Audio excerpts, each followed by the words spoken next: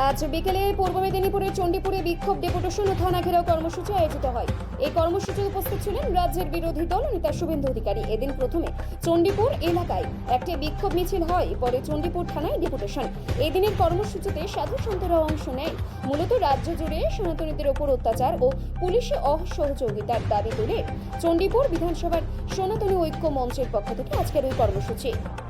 যখন 116 বই ছিল, আপনারা জেলার সাংবাদিকরা কোথায় ছিলেন? জাতীয় সড়ক বন্ধ ছিল,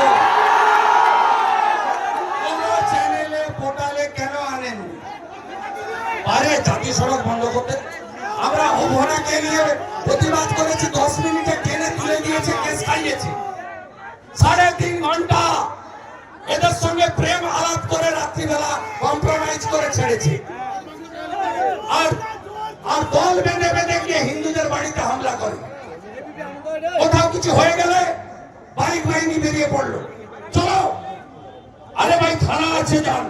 আমরা তো কখনো বলি না কারোর আবেগে আস্থায় আঘাত করো। বিএনএসএ আইন আছে, থানায় যান, থানা ব্যবস্থা নিন। এভাবে ছোট ছোট বাচ্চা থাকে বাড়িতে, মহিলা থাকে, তারা আতঙ্কিত। হিন্দু গ্রামগুলো আতঙ্কিত, বহু জায়গায় মিশ্র এলাকা, আতঙ্কিত হিন্দুরা, সব ধরনের হিন্দুরা আতঙ্কিত।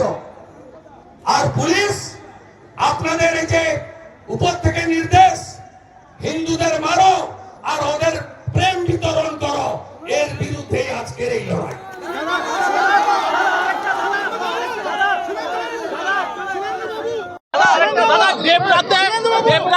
আপনার কর্মসূচির দেবরা পেয়েছি, কৃষ্ণনগরও পেয়েছি। কি বলবেন? আমাদের আচার মালাকে মতুয়াদের, নমশূদ্রদের আর তুলসী মালা, মহুয়া বলেছে কাঠের মালা। কালকে কৃষ্ণনগরে মহুয়াকে উত্তর দেব। আচার মালা হিন্দু জনতা রাস্তায় নেমেছে।